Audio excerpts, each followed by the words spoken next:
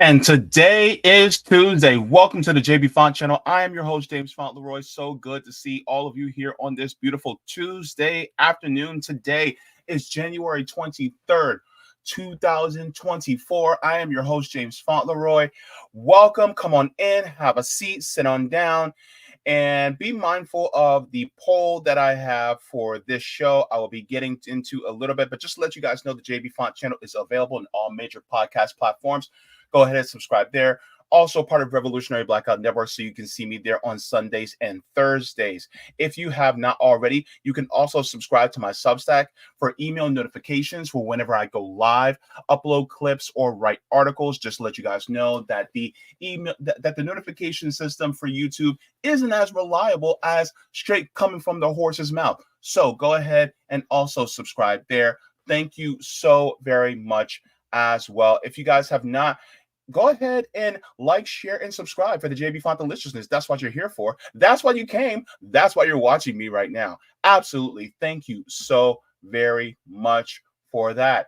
Also, just to let you guys know, this is going to be a kind of short stream a little bit because JB is a little bit, there's a couple things that I just wanted to go over for today. There's a couple of news stories, but at the same time, there's some things that I'm a little bit excited about that I want to talk about towards the end. I talked about it on Saturday, but I'll bring it up again today as well. So I cannot wait to go over that with you guys. With that all being said, I would like to get to the chat just to say my salutations, and then we'll get into the news stories for today. All right. So who do we have in the chat today? We have Terry Connolly coming in saying, peace, comrades. We have Devin Watts coming in saying, hi, JB. Love the kafia. Yes, thank you so very much. This was a gift from one of the comrades in the Orlando chapter of RBN. So I wear it all the time because I want to express my solidarity with the Palestinian people. We're going to be talking about that in a little bit too. So don't worry, we're getting into it. We also have John Kemper, Adam Bashir, Blue Marvel coming in saying peace, love, and solidarity. Peace, love, and solidarity to you too. So good to see you in the Chizat, bro. All right. We have Bryce Smith coming in saying morning, JB. Morning for you, afternoon for me. Either way, it's always good to see you also in the chat as well. Nice to see you in here. Just to give a quick shout out and hello to everybody that's watching on Facebook, YouTube, Twitch, Twitter, Rockfin, and Rumble. We are going to be getting into what we're talking about today. This is going to be, oh boy, here we go again. So the two stories we're going to be talking about today is Ron DeSantis is out. Interesting.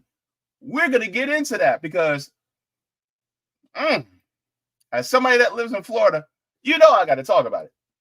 So then we're also going to be talking about Florida. This is going to be an all Florida show. But this is going to be interesting. What is anti-Semitism? And why are we talking about it in regards to Florida?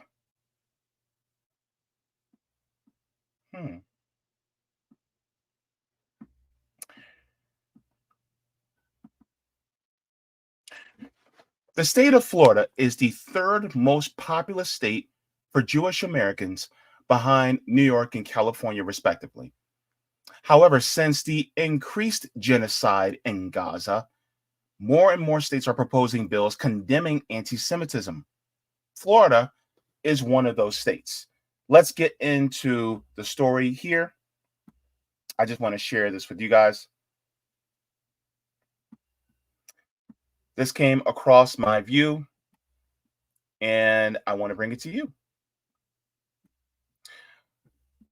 So, bill defining anti-Semitism in Florida statutes head to House floor with one no vote. It says the bill sponsor says it will provide guardrails against hate speech. A fellow Democratic colleague believes the definition is problematic. We're going to get into this. It says legislation giving Florida widely applying definition to anti-Semitism is headed to the House floor after clearing its final committee stop, where Democratic lawmaker lawmaker complained the definition is both too broad and too narrow. The House Judiciary Committee voted 19-1 for a measure, HB 187, that would codify in Florida statutes a sweeping definition of anti-Semitism. If passed, the bill would define anti-Semitism as a certain perception of Jews, which may be expressed as hatred toward Jews, and rhetorical manifestations directed toward Jewish or non-Jewish individuals, their property, community, institutions, and religious facilities. So, just so we're clear, this is a focus on Jewish people, not all Semites. Do you get what I mean? So instead of calling it an anti-Jewish bill, they call it anti-Semitic. Now, semantics aside,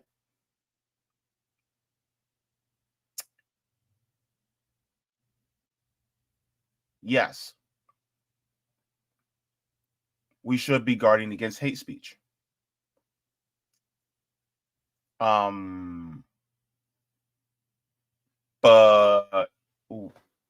what about Black people? I'm just saying, I'm just saying, as a Black person, I would like to see some anti-hate speech bills for Black people more often, right?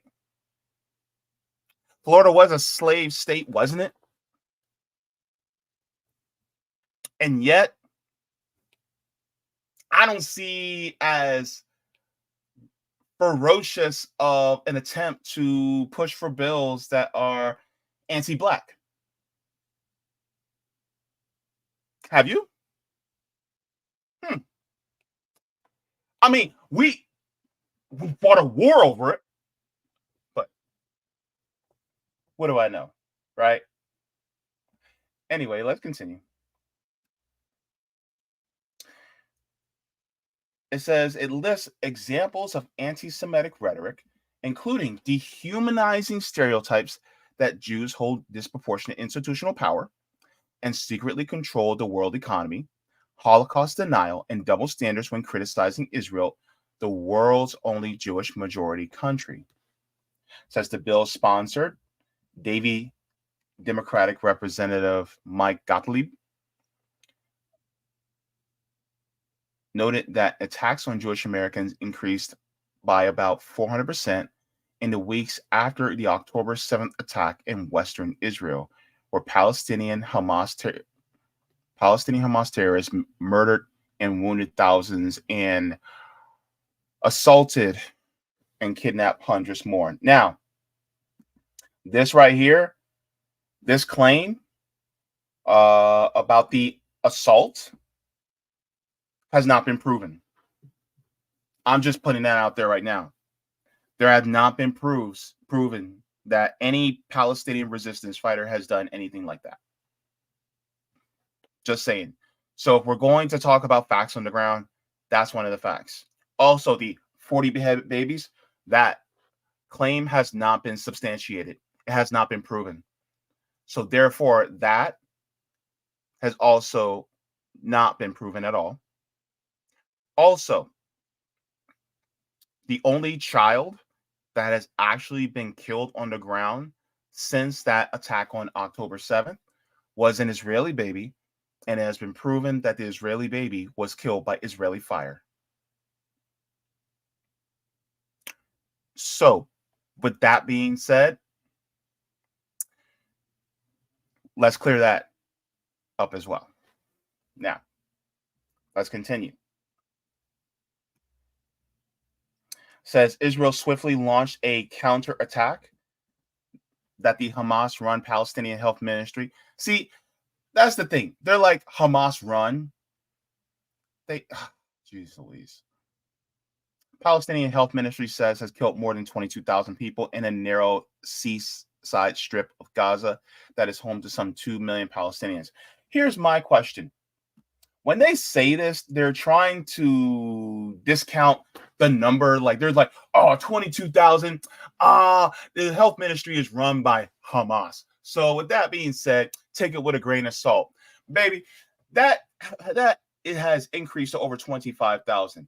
And those of us who are on Twitter have seen countless images of people murdered. Murdered. So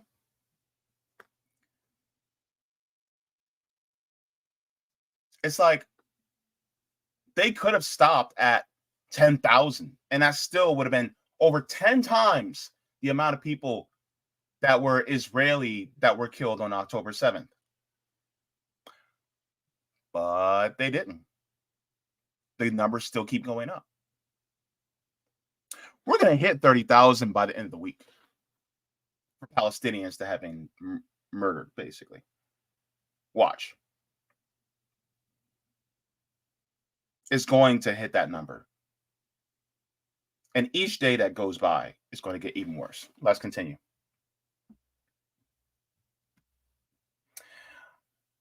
It says in December, the Anti-Defamation League, which tracks anti-Semitism, described the rise of hateful acts and rhetoric against Jews through December as unprecedented. So it's basically talks about the bill providing guardrails, and says the definition in question, word for word, from the International Holocaust Remembrance Alliance, adopted in 2016. Florida law already includes it, but is tucked away in an education-specific portion of state statutes. Gottlieb's bill and its Senate twin, SB 148, by Boynton Beach, Lori Berman, would make the definition apply to all areas of policy and life in the Sunshine State.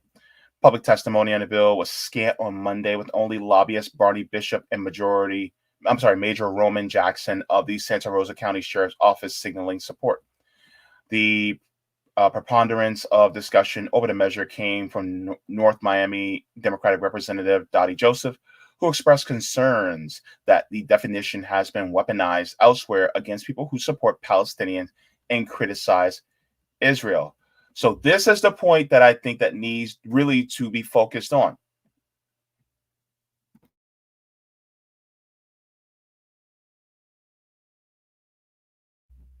That this can be weaponized against people who are advocating for the liberation of Palestinians.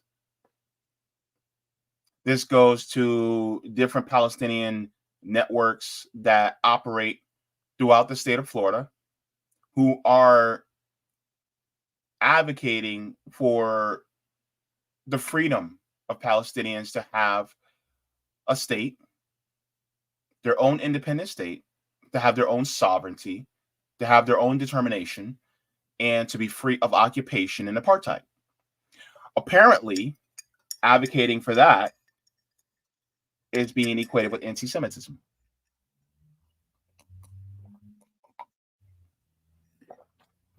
Which is wild, to say the least. Let's continue. She cited, among other things, opposition to the definition by the ACLU, National Lawyers Guild, Palestinian Legal, Jewish Voice for Peace, and several nationally renowned media outlets. She also noted that Kenneth Stern, who authored the definition, has since said that it was for the purpose of gathering information and not for legal purposes. He has since repeatedly argued against using it for domestic legalization and policy. Joseph argued that limiting the definition scope to Jewish people excluded others who are Semitic, including speakers of Arabic, Aramaic, and Amharic languages. Recent murderers of Muslims in New Jersey and Illinois count as anti-Semitic as well, she said, but wouldn't be classified under such proposed definition. So, by that very point, what is Semitic? Semitic is not just Jewish. It's people who speak Hebrew and Aramaic, as well as Amharic languages in Arabic. Well, who speaks Arabic? Would it be Arabs who speak Arabic? Therefore, Arabs are Semites. So when you say anti-Semitism, that also is anti-Arab. That's one part of the definition. And people could say, well, it's just semantics because it's anti-Jewish. And the thing is like, if that's the case, then go by the actual definition. If you mean anti-Jewish, just say anti-Jewish. But because you're saying anti-Semitic, that means you're going by people who are Semites. If I said anti-Latino, that would include people from Colombia, Cuba, Argentina, Haiti, because yes, Haitians are also Latinos because they speak a Latin language and they were colonized by a Latin language speaking colonizer, which is French. French is a Latin language, right? Portuguese is also a Latin language. And Brazilians who speak Portuguese are Latino. So that would mean them. But that encompasses all Latinos, just like Semites encompass all the people from that region. So by that very definition, if we're going to talk about just one specific group, let's say it was an anti-Brazilian bill, then it would be just an anti-Brazilian instead of anti-Latino. But that's like equating anti-Latino with anti-Brazilian. And while Brazilians are Latino, there is a whole host of other Latinos in South America, in Central America, and in the Caribbean.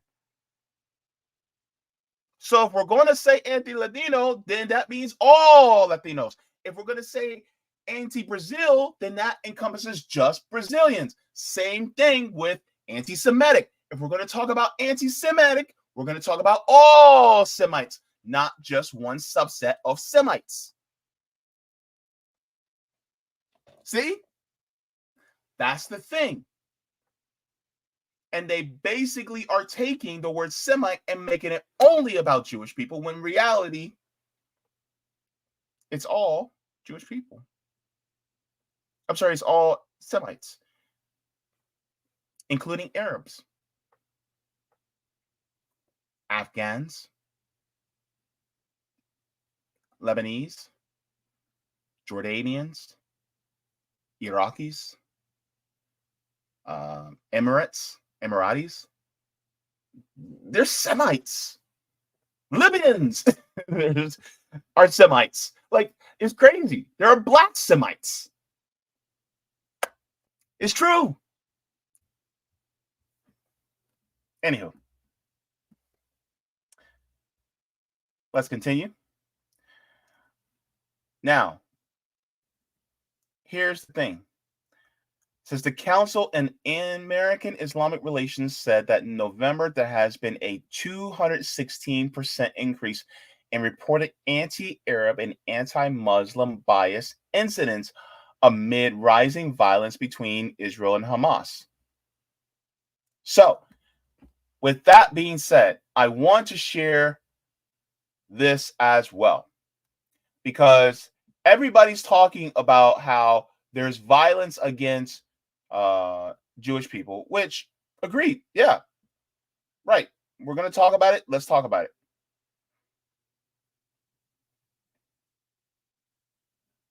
So here's something I want to bring out and make sure I stick to my notes. I find it interesting that people equate the support for Palestinian liberation with anti-Semitism when Palestinians are Semites, right? Ending the occupation doesn't call for the eradication of Jews. It's calling for the ending of the occupation and stealing land from the Palestinians. While it may be true that there's a rise in anti-Semitic rhetoric happening, let's consider two factors that people aren't thinking about.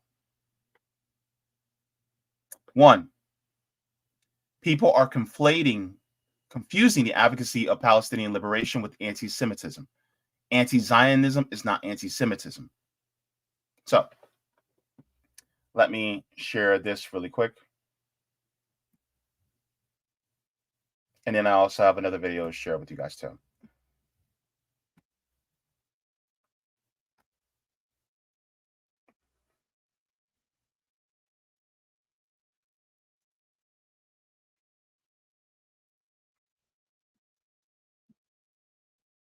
Because when people talk about being anti-Zionist, that is not anti-Semitic. And how do we know? Well, Jewish people tell us themselves. Let's continue. From London to express solidarity with the suffering people in Gaza and in Palestine on this historic day where for the first time the Zionist government is being taken to court for crimes against humanity. So we came here to express our solidarity with them and to publicize the Jewish opposition to the Zionist state and the Zionist deeds and the ideology, all of which are completely opposite to the authentic Torah Judaism, which was kept throughout the centuries. Today, Israel says that this trial is part of anti-Semitism. We are against Jewish. What do you say about this? I say the Zionism is the real anti-Semitism. Zionists, they benefit from anti-Semitism, and historically they deliberately brought on anti-Semitism in order to force Jewish people to support them. So I just want to clear up what he said. He basically said that Zionism is anti-Semitism, and that the state of Israel actually uses anti-Semitism to force people to support that state. So they use anti-Semitism as a tool to say, if you don't support us, you're anti-Jewish. And then when people go, oh my God, I don't want to be seen as that. So it forces a support for the state so that people don't get equated out of fear for seeming like they're anti-Jewish when that's not the way it is at all.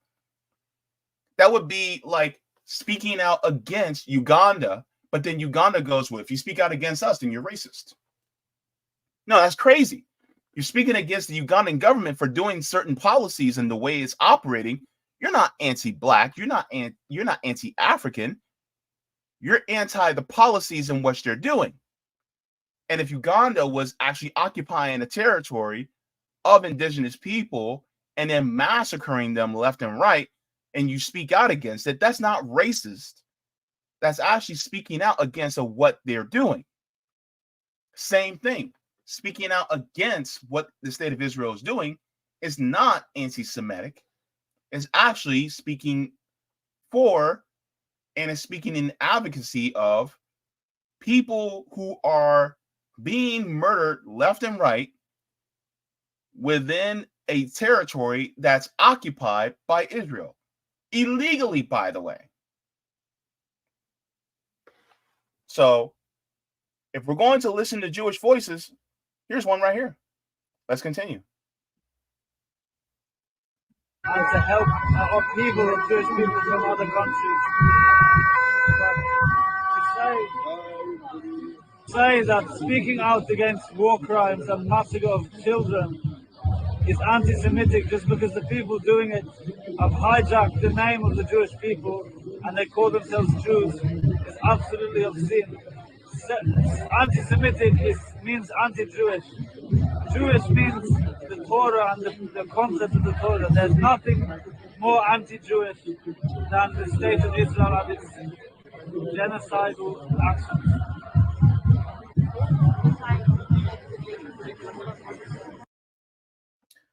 So that's basically being explained by Jewish people. Because not all of them actually support the state of Israel. Look at Jewish Voices for Peace, right? Jewish Voices for Peace, they actually oppose the occupation of the land of Palestine because they actually do not agree with colonialism, settler colonialism. So one of the things that I also want to share is a lot of times people will talk about how there is an uptick in anti-Semitic rhetoric. But what about the violence against people who are also Semites? And yes, Palestinians are also Semites. So I would consider that anti-Semitism too. Shout out to Case Study QB for this one. And he's showing a report from the Vermont shooting survivors that gave their side of the story and the update to the story. So let's take a look at this.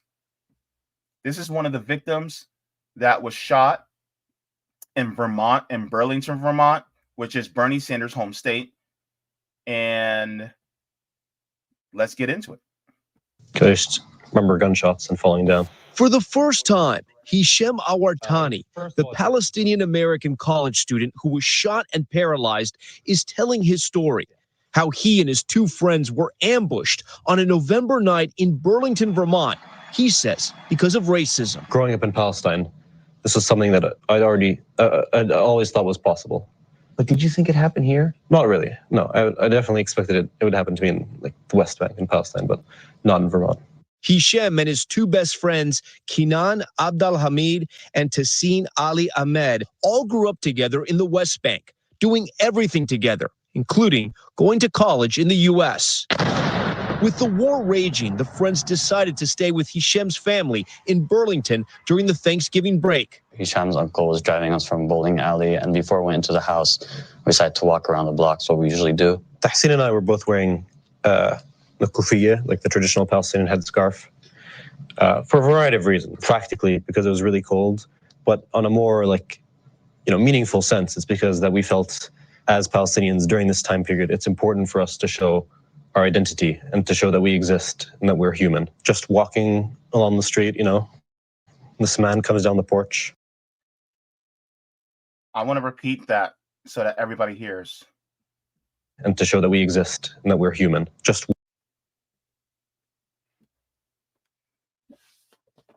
They exist. They're human.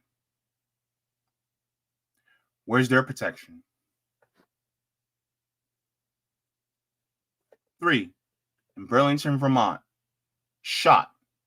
Now, this gentleman is paralyzed for the rest of his life.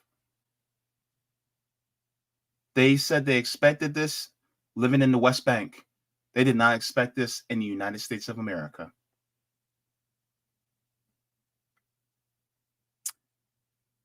Where's the anti-Semitic bills? Where's the anti-Arab, anti-Muslim bills that are for people like them? Where's their protection in our state and federal governments? I don't see it. Do you? There's been an uptick, over 200% uptick in anti-Arab and anti-Muslim rhetoric. Here's the proof. Let's continue. Walking along the street, this man comes down the porch, approaches us, pulls out a pistol. Tassin was screaming when he was shot first. Hisham didn't make a sound while I was running. As soon as Tassin started screaming, I was running. Did you know you were shot? I didn't quite process the fact until I looked at my phone and I saw my phone had blood on it. I was like, oh, I'd been shot. All units be advised the shooter's unaccounted for. The next day, federal agents arrested 48-year-old Jason Eaton, who lived steps from the shooting and had an arsenal of weapons in his apartment. He allegedly told the authorities who arrested him, "I've been waiting for you." Eaton has pleaded not guilty to attempted murder charges. Why do you think he shot you? Systematic dehumanization. People would like to focus on him as an individual. Oh, he's just this one evil guy. But the truth is, he's a symptom of a larger issue. Boom. He's a symptom of a larger issue. Everybody wants to go, oh, well, that's just one crazy guy. No. This is what happens when you Sorry, I got sun in my eye.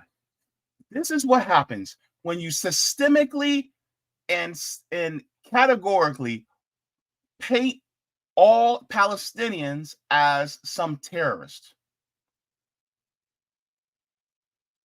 Then it comes to dehumanization. This is what happened to a 6-year-old boy in Chicago, all because he was Palestinian and Muslim, was stabbed to death over 26 times. And you mean to tell me where did they get it from?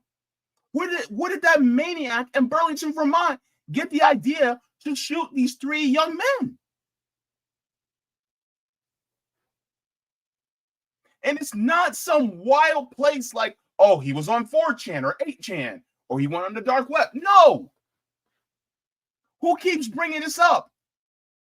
CNN, MSNBC, Fox News, One America News Network, New York Times, Washington Post, mainstream media.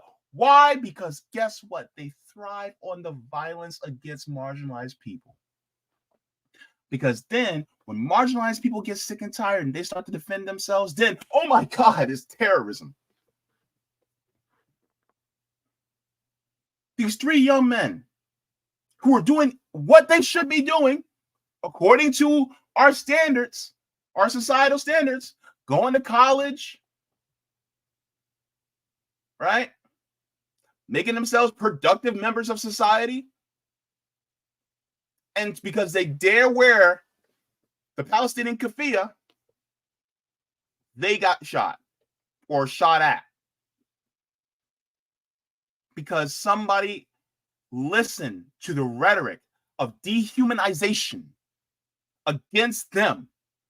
And then one of them is paralyzed for the rest of his life. His quality of life is diminished because of the hate of somebody else, because it's perpetuated over and over and over.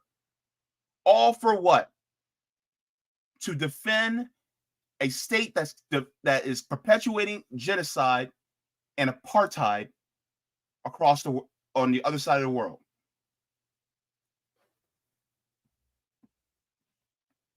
Let's continue. Bullet that hit Hisham struck his spine. Now paralyzed, he's learning how to navigate his new life. When they told you what your future may look like, or at least what the immediate future would look like, what was that moment like?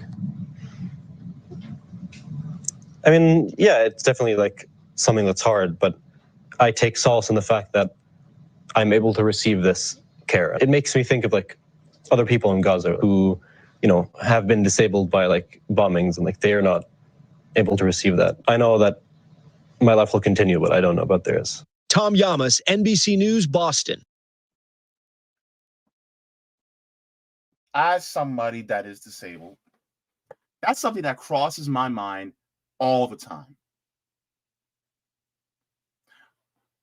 What about those kidney dialysis patients that were in the West Bank and in Gaza? What about them? Especially the ones in Gaza. They're dead. People who are like me in Gaza and the West Bank are dead. You need a dialysis machine in order to live. What did Israel do? They cut off fuel, food, water, and electricity. You need electricity to operate a dialysis machine. If I go without dialysis for 2 weeks, I'm dead.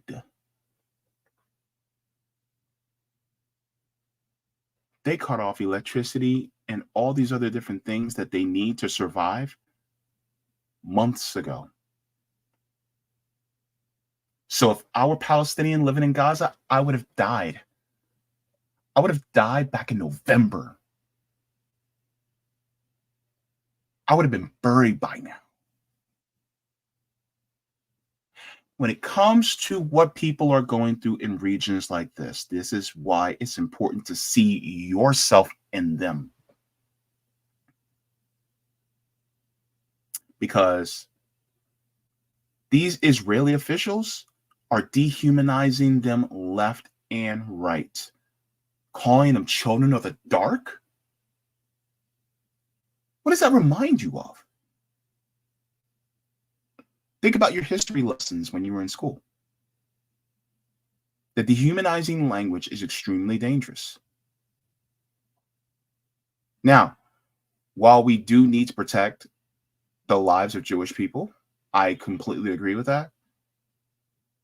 We cannot do it at the expense of lives of other people as well.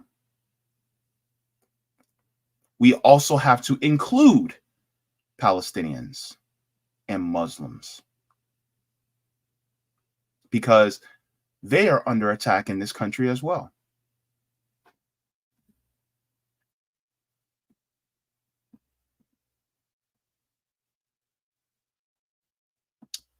Fact. I don't hear many people discussing the anti-Arab, which is anti-Semitism, and anti-Muslim rhetoric that's also on the rise in the nation to what's happening. And this is like basically like the beginning of the Iraq War back in 2003. We're doing this all over again. I don't see any state or federal legislators passing legislation or resolutions or bills condemning anti-Arab and anti-Muslim hate speech. Anti-Muslim hate speech will also cover Black Muslims too, especially those who are in Pennsylvania, New Jersey, and New York. I don't see them passing any anti-Black bills to protect Black people either.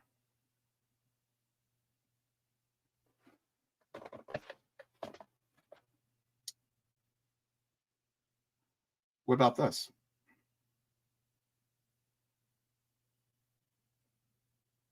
See, the thing is that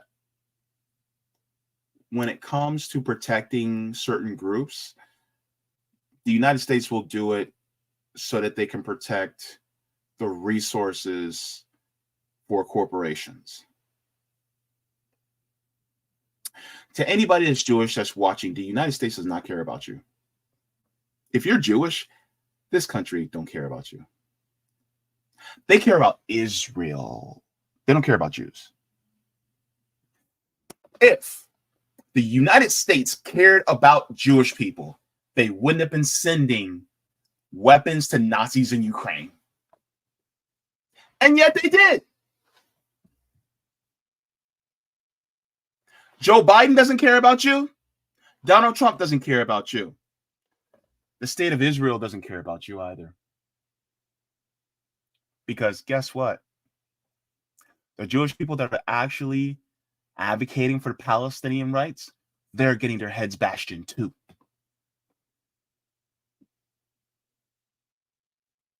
It's about land theft. It's about resource theft. That's exactly what it's about. And don't let anybody else tell you otherwise. I've spoken about it. I've shown it on this channel. So always remember that when it comes to the issues surrounding this language, it's always for the benefit of settler colonialism. That's it. That's all. It's not about actually protecting the lives of Jewish people. Also, why they are so gung-ho about putting Jewish people in harm's way and settler colonialism while knowing that the indigenous population is going to resist? Why are they putting you in danger? Why do they force you, if you move to Israel, why do they force you to sign up for the military if you're of military age? So now, in order to live there, you actually have to battle against the indigenous people in that region just so that you can live there. What? Putting you in harm's way. Wild, man. Wild. So that's what they're doing here in Florida. Similar to what's going on. Let me share this also with you guys too, because I think this is also really important as well.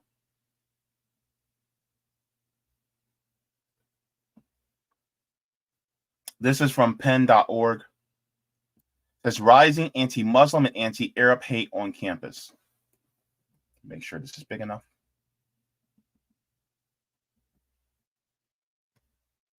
Okay. So,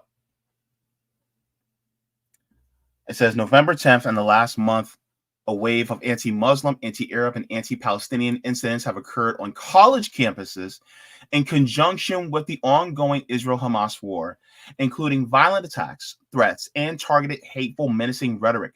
At Stanford University, a driver targeted an Arab Muslim student in a hit and run that authorities are investigating as a hate crime. Did you guys know this?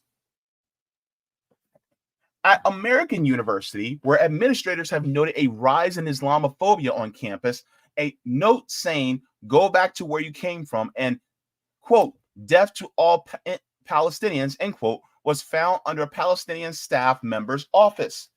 A similar set of messages were written at Yale University on a whiteboard outside of a dorm room. At Princeton University, a staff member stole a student's phone and grabbed their hair at an off-campus protest, and also compared all pro-Palestinian protesters to Hamas. At George Washington University, students have reported their hijabs being ripped off, while at Vanderbilt University, Muslim students have reported being called terrorists and feeling physically unsafe on campus. In campuses across Georgia, Palestine-specific incidents of Islamophobia are on the rise, with students reporting they are experiencing hate simply because of their identities. In addition to targeted incidents, it is important to note that institutional support for Palestinian, Muslim, and Arabic students have varied. On some campuses, Arab and Muslim students reported feeling insufficiently supported by administrators who have condemned Islamophobia on their campuses, but have not, for example, created task force or other efforts to support their students, and more broadly have failed to treat Islamophobia and anti-Arab racism with equal weight to other forms of hate on other campuses. Contextually, it is critical to understand that students who appear to be Arab are often presumed to be Muslim and are being targeted by hateful acts as a result, when in fact their identity and or religiosity may differ. Let's stop there, because just because someone is Arab doesn't make them Muslim. There are Christian Arabs. There are atheist Arabs. There are Hindu Arabs. There are Jewish Arabs. But because they're Arab, they're assumed to be Muslim. And then on top of that, people equate Islam with doing horrible, heinous acts, when in reality, there's extremists in every religion. There are extremist Hindus. There are extremist atheists. You want to know an extremist atheist? His name is Netanyahu. Yeah, atheist. Right? There are extremist Jewish people. There are extremist Christians. Does the name Timothy McVeigh ring a bell? Extremist Christians. I got 3 letters for you when it comes to extremist Christians. KKK. But we never talk about Christian extremism. And yet, Black people have been terrorized by some Christians. Interesting, right? But we don't paint all Christians as terrorists, do we? Even though Black people have been terrorized by people who claim to be Christian.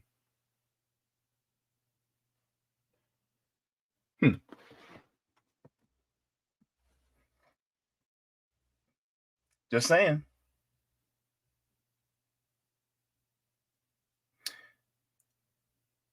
For this reason, Islamophobia and anti-Arab racism are often difficult to disentangle. It is also critical that college and university administrators understand that for many Muslim and Arab students, post 9/11 surveillance and censorship of their communities looms large and creates additional fears of being targeted. The concern extends to international students as well, who, due to recent charged rhetoric from public figures, may fear jeopardizing their visa status if they participate in pro-Palestinian protests or criticize the Israeli government's response to the October 7th Hamas attack.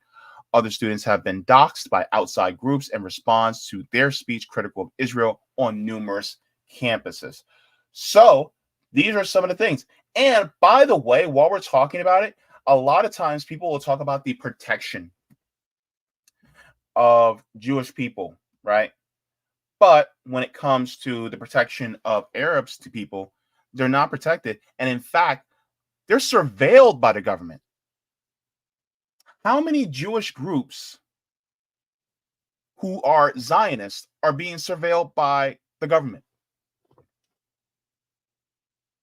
Doesn't happen. But if you're Arab, Palestinian, or Muslim, yeah, they get surveilled all the time. So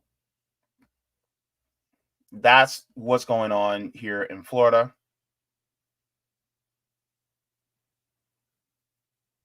You know,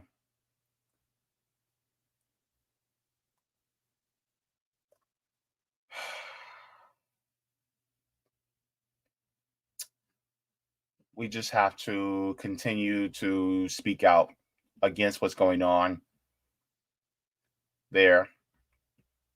Let me finish this. It says November, Florida House members voted 104-2 against the resolution by Jacksonville Democratic Representative Angie Nixon calling for immediate ceasefire and de-escalation of hostilities between Israel and Hamas. Orlando Democratic Representative Anna Eskamani cast the only yes vote. Joseph was absent. HB 187, which received unanimous support at its first committee stop last month, will go into effect July 1st if approved by the legislator. SB 148 awaits a hearing before the first of three committees to which Senate President Kathleen Passidomo referred it in October. So I'm going to share this as well before we end on this segment. Let me share this.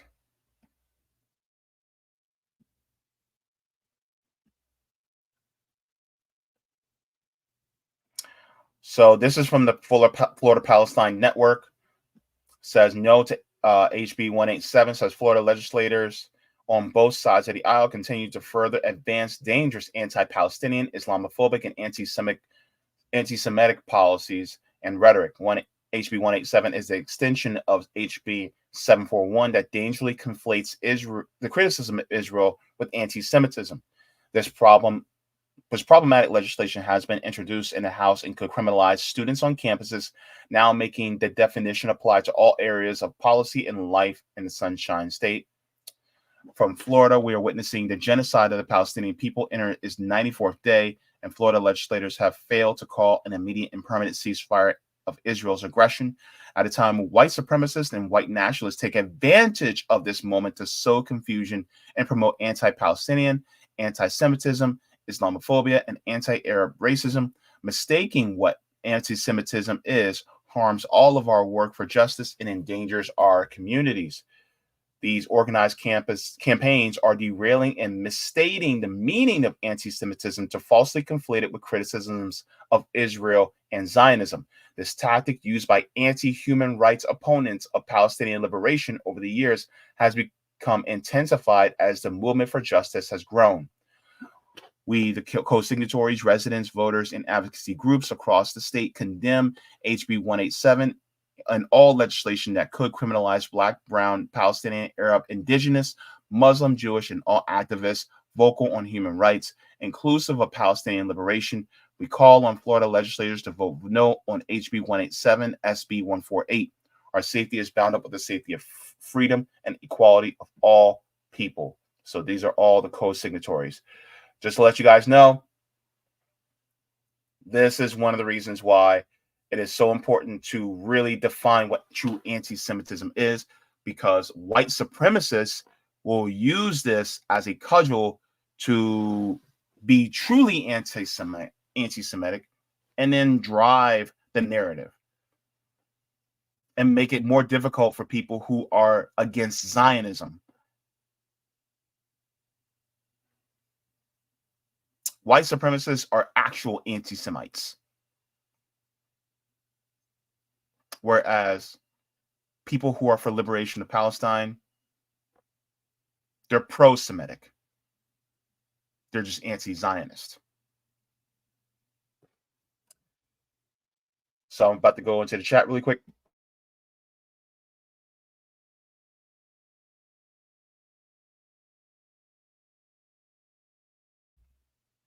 You know what? I think what gives me the sniffies is the fact that I have a lot of ginger in my tea, and I think that's probably what makes it happen. So I don't know. We'll see. Anywho, going into the chat.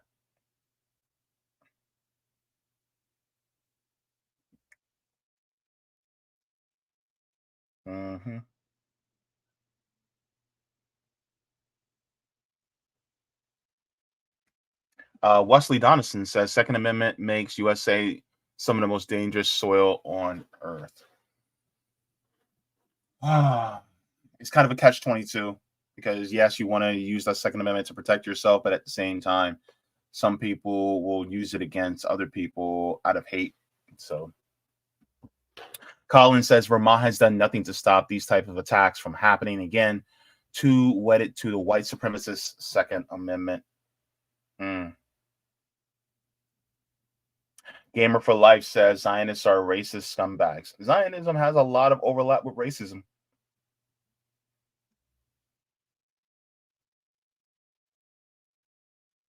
Sean Brock. Yes, Sean Brock.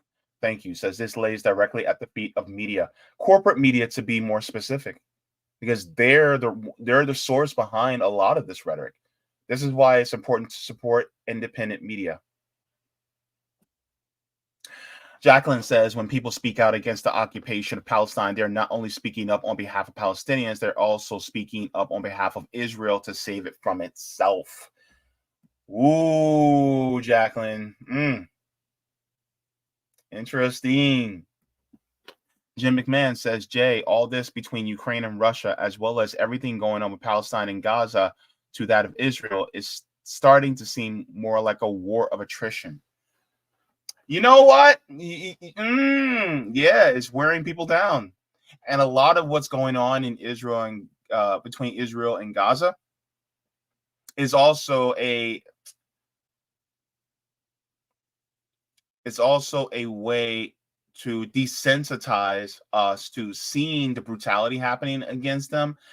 So then it's more normalized, right?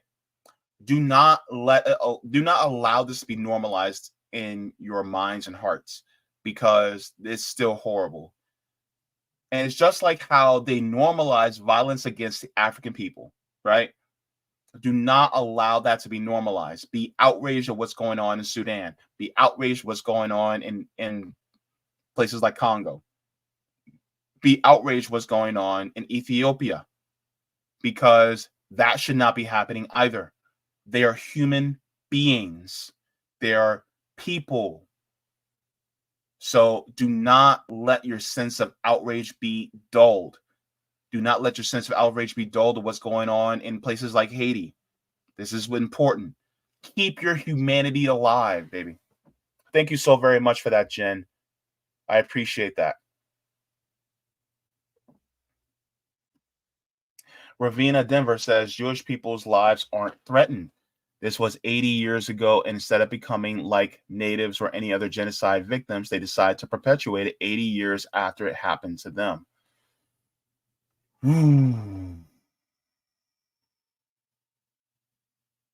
How many times do you have to use the Holocaust to say, well, this is happening to us again? And it's like, but you guys are the ones that are bombing people. You guys are the ones that are taking the land.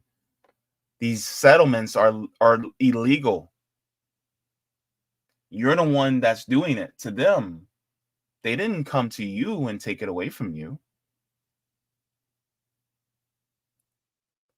Right?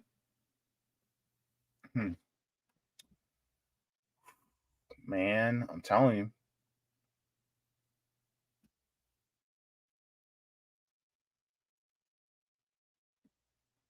Randall Online says, just like the IDF, they feel they get a free pass to assault people, just like the police here in this country. Yeah. Jen says, Jay, this is giving me flashbacks of Irish Catholics versus Irish Protestants. Then you're going into Henry VIII, and then the IRA. It's just so much, with the bottom line starting with bigotry. Yup. The Willie Bragg show. Good to see you, Willie Bragg. He says the Conists were somewhat surveillanced at one time by the USA and Israel. Conists are so far to the right that they make Benjamin Netanyahu look like Ehud Barak by comparison. Oh, interesting.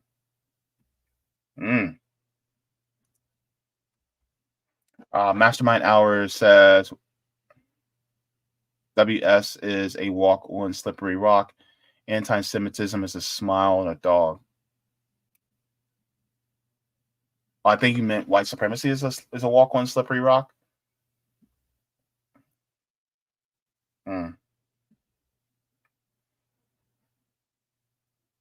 Wow. Savvy Sab. Hey, sister from another mister. John to Emily Transition Vlog says Trump and Biden do not care about you. Thank you.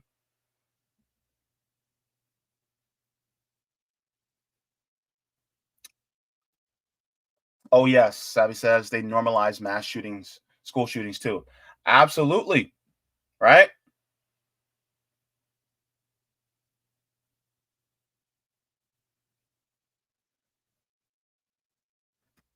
And yes, Jen, it is bigotry.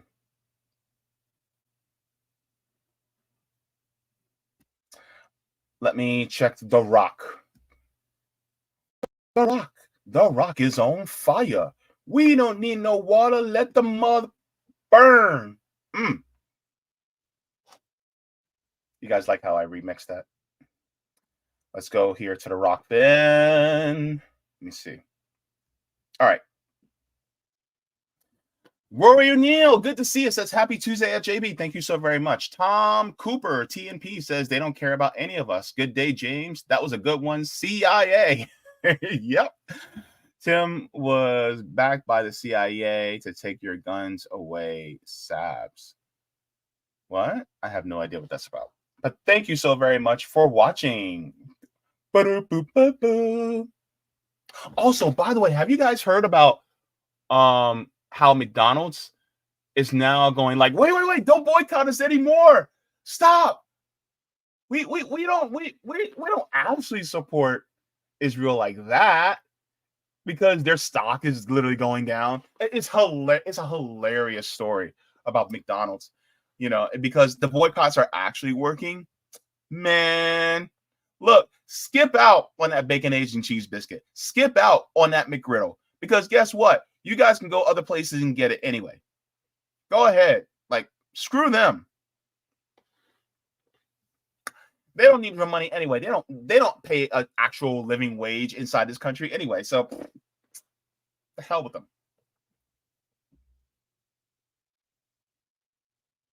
All right.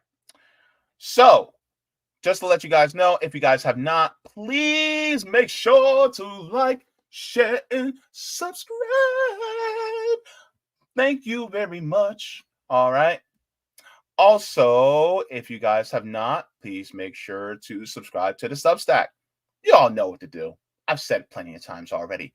But while we're at it, we're going to give a shout out to all the patrons on Patreon and Coffee. Thank you so very much to all of you. Oh, you're so cute here now, then, yeah, don't you know? I love all of you for supporting this channel. Patreon, Coffee, as well as on PayPal. Yes, I am demonetized. If you guys have not, you guys can support me on the Patreon or on PayPal or on Coffee. Thank you so very much. Now, while we're at it, let's share the tiers as well, because you got to know what you're getting into, right? So let me share that with you guys. Here are the tiers. We have JB members, Solidarity, Comrade, Jaybefaunters, super Jaybefaunters, super duper Jaybefaunters, and mega Jaybefaunters. So thank you so very much for your support. And also, just to give a shout out to new patron, Teresa Gosnell. Thank you very much.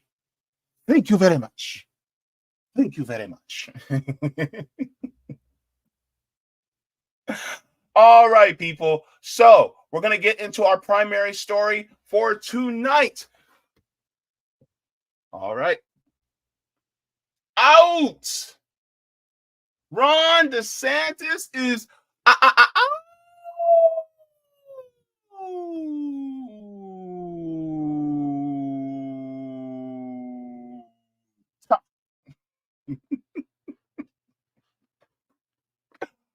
Florida man, action stage left, to the left, to the left. Everything you own in the box to the left, in the closet. That's my stuff. Please just don't bother. Please don't touch. Keep talking that mess outside. Don't get me started. You must not know about me. You must not know about me. Oh my gosh, this is hilarious. Oh, let's get into this. Because Florida man decided to say, I can't do this. I can't. Let's go. All right. Wait, full screen. Go. There we go. All right. Look at him he's trying to save Trace, trying to put that little smile on. Oh my. All right, let's go. Greetings from Florida. The warmth of being home is a reminder why I've chosen public service.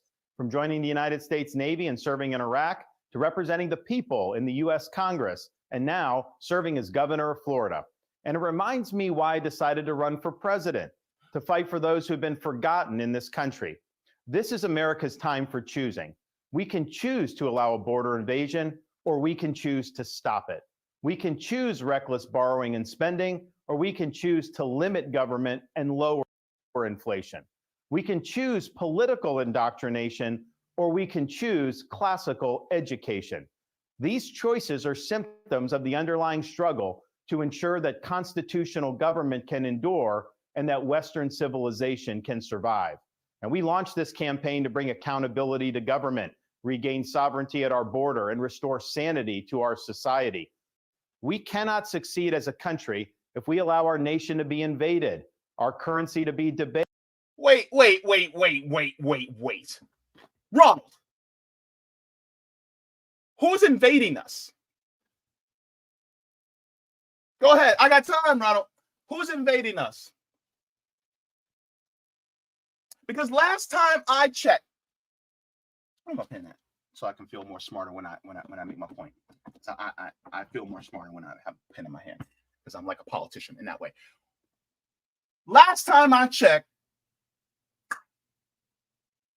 who's doing blockades? Who's doing sanctions? Who's going into countries like Iraq? Who killed Qasem Soleimani? Wasn't your boy Trump? Right? Who just murdered another Iranian general? Wasn't it Benjamin Netanyahu? Who was in Afghanistan? I mean, you want to talk about invaders? Look, I'm going to tell you right now, Ron DeSantis is the perfect example of the chamber pot calling the toilet white. Because you know he's full of doo-doo. I'm trying not to cuss, baby. Because I'm trying to make this a family show. That's the issue with people like Ron DeSantis. He wants to talk about invaders. What are we doing in these countries in Central and South America? What happened in Chile? with the CIA overthrowing Salvador Allende and then putting dictator Pinochet. Wasn't it that United States? So you want to talk about invaders. When you talk about invaders, he's talking about undocumented immigrants. That's exactly what he's talking about. We wouldn't have to worry about undocumented immigrants pouring into the country if we didn't mess up their countries in the first place. Because I'm going to tell you something right now. When you have it good, you don't leave where you're at.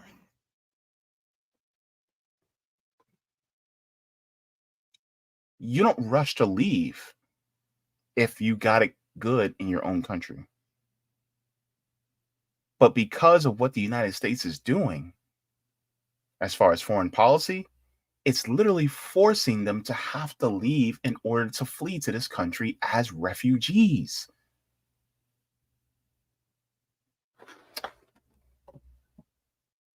Let's continue. Ugh. Based our cities to crumble and our kids to be indoctrinated. The DC. You know, I'm not even going to touch that one. I'm not. Because this is the same guy that does not want anybody to learn about Black history, which is American history. So he wants to be choosy with American history. He wants to cherry pick American history instead of actually allowing people to actually learn full American history. Let me say this one thing about Ron DeSantis. Ron DeSantis was one of the biggest snowflakes you will ever meet. I stand 10 toes down on that. You want to know why? Because he doesn't want his kids to feel bad about the white supremacy that has perpetuated our country since its inception. Oh my God, I don't want my kids to feel bad because if they learn about what's going on, about what our ancestors did, then they're going to hate themselves. We don't want them to hate themselves. We want them to change it. Anywho, let's continue. Be indoctrinated. The DC elites who facilitated this mess do not care about you, and they do not work for you. DC elites. Bro, you went to Yale.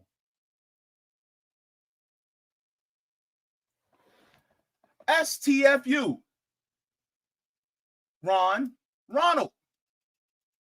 You went to law school. You want to talk about elites? You went to law school, bro. You were a JAG lawyer.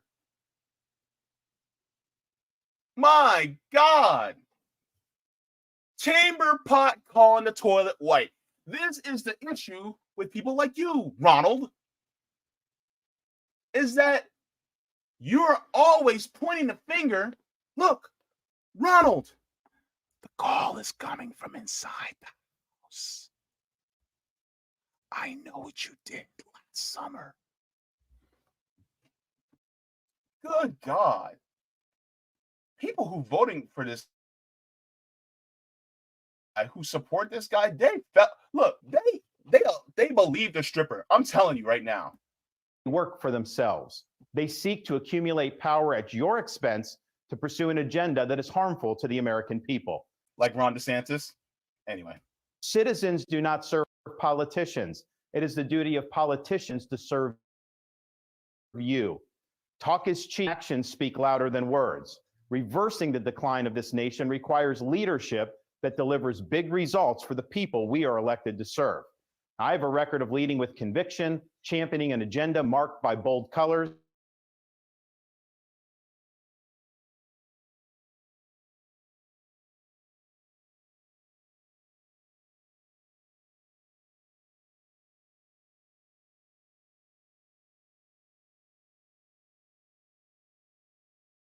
and in fact, succeed again as a nation. Nobody worked harder, and we left it all out on the field. Now, following our second place finish in Iowa, we've prayed and deliberated on the way forward. If there was anything I could do to produce a favorable outcome, more campaign stops, more interviews, I would do it. But I can't ask our supporters to volunteer their time and donate their resources if we don't have a clear path to victory. Accordingly, I am today suspending my campaign.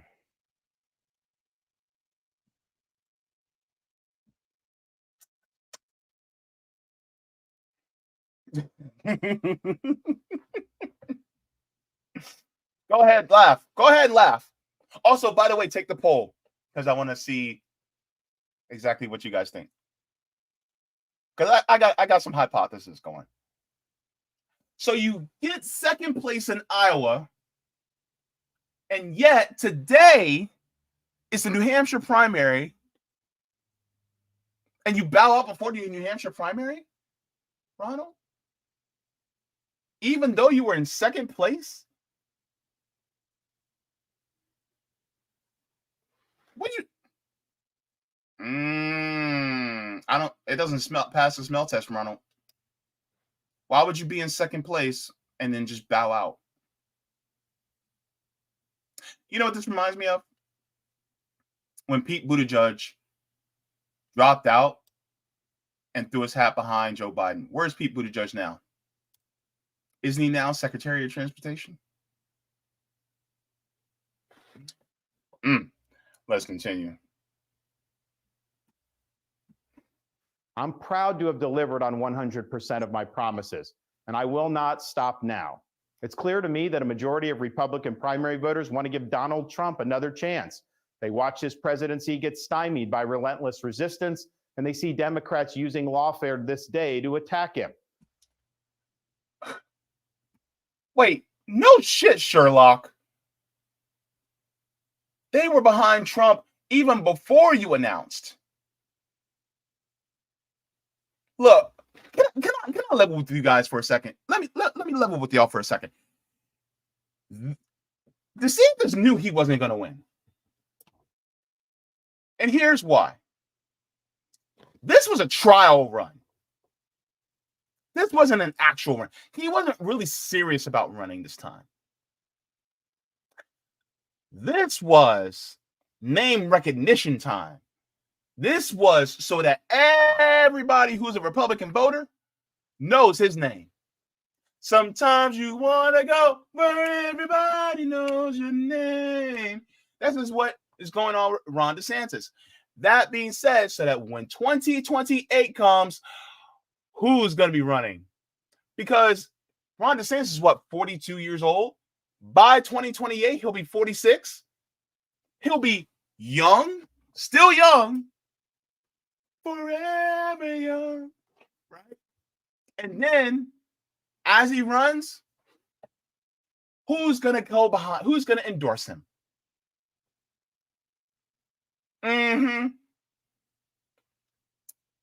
Y'all see exactly what's going on. And I was like, oh boy, I got some things I want to put out there. Look, you guys may end up having to come back to this. Well, I've had disagreements with Donald Trump, such as on the coronavirus pandemic and his elevation of Anthony Fauci.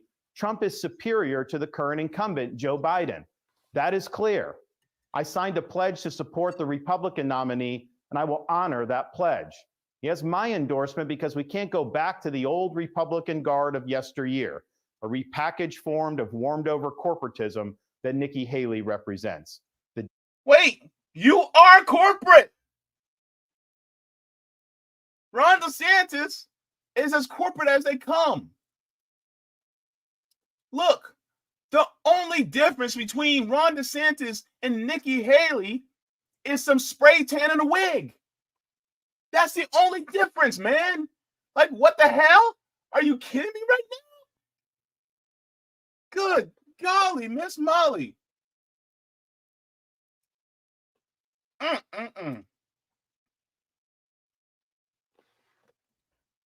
Jeez Louise. Days of putting Americans last, of kowtowing to large corporations, of caving to woke ideology are over. I thank all of our passionate supporters who have stood by us through it all. That we had people volunteer to come to Iowa in the middle of a blizzard to knock on doors and make phone calls touched us dearly. No candidate had more thrown at him, but no candidate had so many committed volunteers and staff. Finally, I want to thank my wife, Casey, and our kids, Madison, Mason, and Mamie. Casey's gone far above and beyond in her support for our campaign and for our cause. She's not only a great wife and mother, She's a great American who cares deeply about the future of the country that our kids will inherit. Our kids have seen and done a lot on the trail, from playing on the famed Field of Dreams baseball site in Iowa to making their first snowman in New Hampshire. They are one of the reasons we fight so hard for what we believe in. Winston Churchill once remarked that success is not final, failure is not fatal, it is the courage to continue that counts. While this campaign has ended, the mission continues. Down here in Florida, we will continue to show the country how to lead. Thank you, and God bless. Hey, Sean.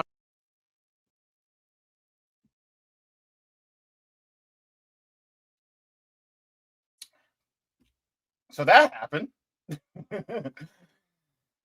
And so look, I got some hypotheses that are going through my head regarding Ron DeSantis.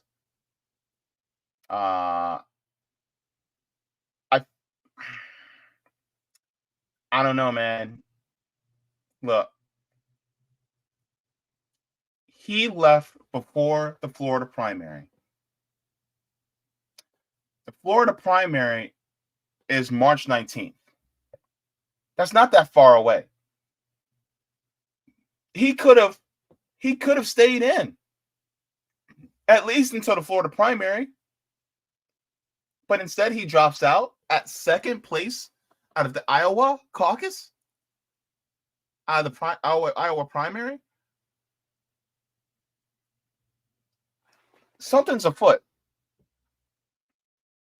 Let me put this out here. People like Ron DeSantis are all about culture wars. So this is one of the reasons why he's not leading. Because, like he said, all about wokeism and woke ideology. What good is talking about CRT when what good is going against CRT when people can't pay their rent? Ronald, what good is talking about drag queens when, you know, people can't make ends meet? Like, if you're going to talk about economic issues. You barely talk about those. What good is, talking about the illegals coming in when now you're all for them passing laws that would enable the weakening of child labor laws here in Florida? So now in construction, we have to compete with teenagers in construction. It's wild, man. Now, here is what I need to know. What did Donald Trump promise you?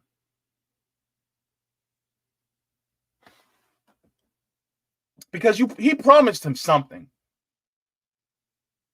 I know he did.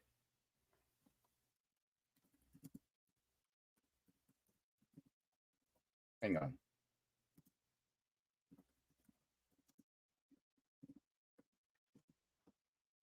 Because that's something that I think is important to bring out. Is why aren't we talking about what potentially has been promised by Ron DeSantis, promised to Ron DeSantis? Now, what do you guys think? Like, what do you think was promised to DeSantis? Because I honestly think that Ron DeSantis was promised Attorney General. which would be dangerous as hell. So, hear me out. I could be wrong, but I feel like Donald Trump didn't promise him vice president, but he promised him AG. So that in 4 years, what happens? DeSantis becomes AG. Then he carries out what Donald Trump wants as AG. Maybe does some reversal of some of Merrick Garland's policy. Then by the time 2028 comes, he now has that AG under his belt, governorship under his belt, name recognition from running all over this country. And then he can say, well, I'm going further than what Donald Trump did. I think that's what's going on. I think that's what's going to happen. What do you guys think? Do you guys think that he was promised something? I'm going to go to the poll. If you guys have not, please make sure to take that poll.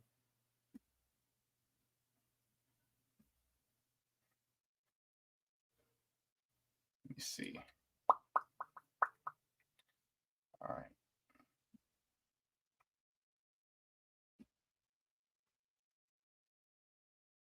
Mm-hmm. All right. So, you guys have not taken the poll. Take the poll. Interesting. I'm looking at the. Oh, this is kind of interesting. Let's take a look. Let's take a look. See, shall we? Huh.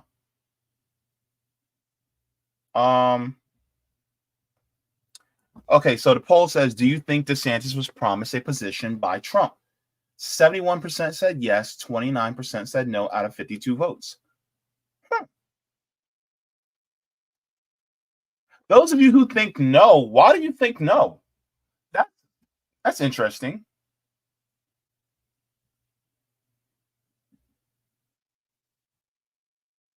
Let's go into the chat.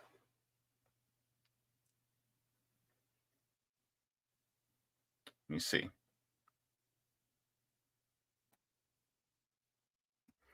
Jacqueline says DeSantis would have been way worse as president than Trump. Thank heavens he decided to drop out.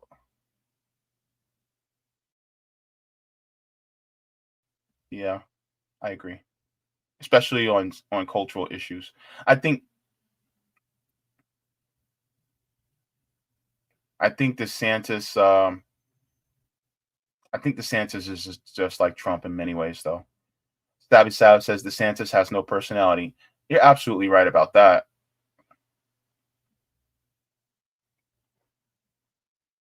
Oh, yeah.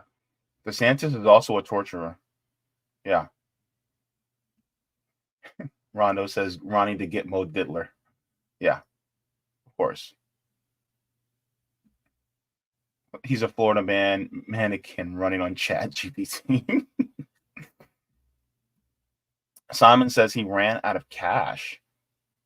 Interesting. Devin Watts says RIP Bozo. Oh my goodness, that's funny. He's skull and bones desanctimonious. You guys got jokes, man. Oh my gosh. Yeah, right. Killian Gregors. It's weird. Oh God, Roger, come on. He said thank for taking him back. Sucks for Floridians. Good for the. We don't want him, man. We do not want this man around. Look, he stinks of Florida. We need some popo. Look, I haven't brought this out in a while. Look, this is what we need to do. Because Ron stinks this state up to high heaven. Good God, we got to Febreze him. And no, this isn't a product placement. This is just, I just so happen to have Febreze. Thanks, Mom.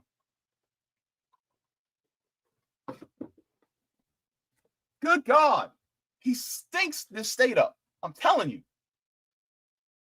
Smells like corn chips and booty.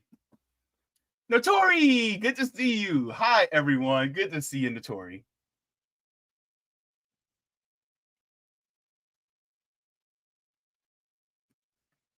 Me too, Rondo. Me too. Mm-mm-mm. And yes, Jacqueline, DeSantis tortures us every time he makes a speech. Watch DeSantis supporters come into the chat and come into my comments talking about, you don't know what you're talking about. JB, you're wrong. Ron DeSantis would make a great president for this country. Dear God. Oh my gosh. Let me go to. That's what I think, man. I think he got promised Attorney General. It just eats at me, man. Let's go to the chat in Rockfin. I don't trust that fascist as far as I can throw him. Tom Cooper says, looking to Bill Cooper about school shootings. You talk. Okay, thank you so very much. What? DeSantis probably has a stash of fingernail clipping.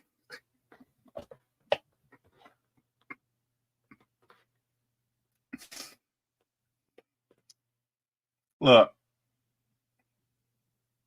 I'm done. I'm done. Y'all, dear God. So yeah, that's what's going on with Ronnie. Go ahead and give the stream a like, y'all, because I can't with you. All right. So just to let you guys know, also raising money for the fundraiser for Orlando Mutual Aid. If you guys would like to, you guys can donate. You guys can donate at $ Orlando RBN on Cash App. We're giving away grocery gift cards and toiletries primarily. So if you guys would like to, you guys can do that. Thank you so very much for that as well. Also, thank you so very much to all the new patrons on Patreon. Thank you so very much to all of you that guys have liked the stream. And if you guys have not, go ahead and give a subscribe. Thank you so very much for that as well. Now, just to let you guys know, I will be continuing the reading of Laziness Does Not Exist by Dr. Devon Price this week. So I can't wait to get into that. We're going to be continuing that. Also, in addition to and furthermore, we're going to continue in the reading of The Will to Change by Bell Hooks, Men, Masculinity, and Love. I cannot wait to get into this. Y'all seem to be liking that book too. I'm actually quite impressed. Also, we are going to do this. We are going to start the reading of water in the spirit. Ritual magic in the initiation in the life of an African shaman.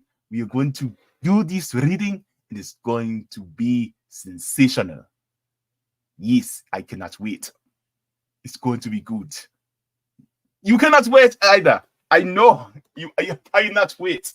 And then we're going to do, I cannot. Look, one of the members of the Orlando chapter actually gifted this to me. I cannot wait for this. Gaza Writes Back, short stories from young writers in Gaza, Palestine, from Rafayat Alarir. I cannot wait to write that. I'm gonna be doing some readings out of this too. So we got some books, baby.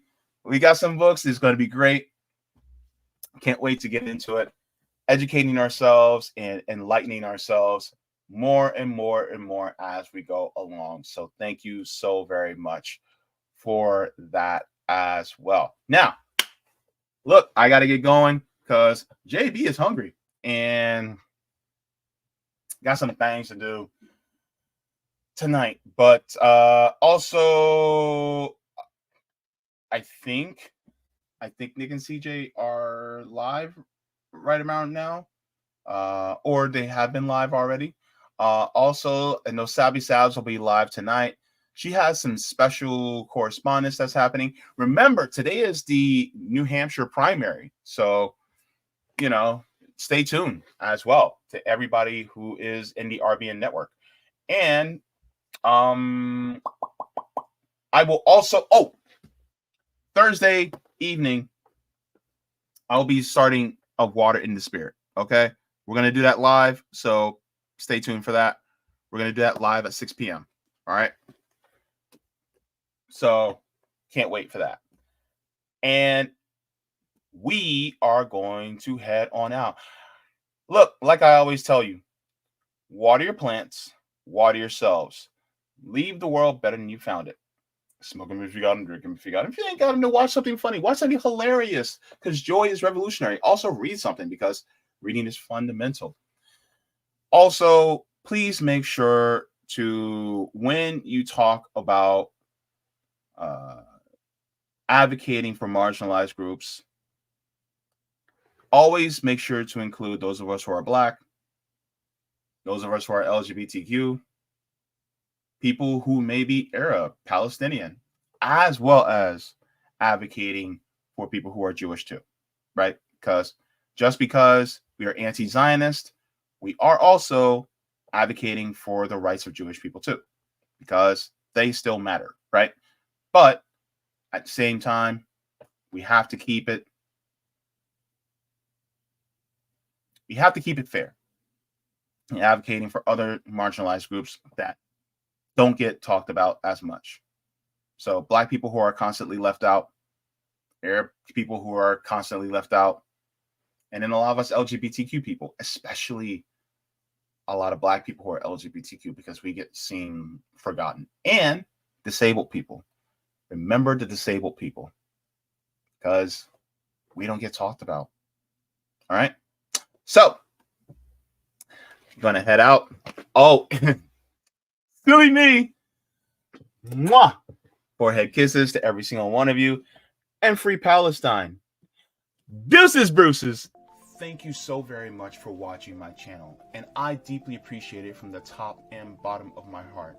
If you wish to support the channel further, so I can keep bringing you content that is educational and informative, you can become a patron on patreon.com/Jaybefaunt.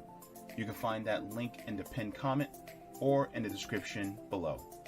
No matter what you give, you'll be supporting independent media and education that helps make the world better. Thank you so much, and you can watch more of my content here. Mwah. Forehead kisses, and have a beautiful day.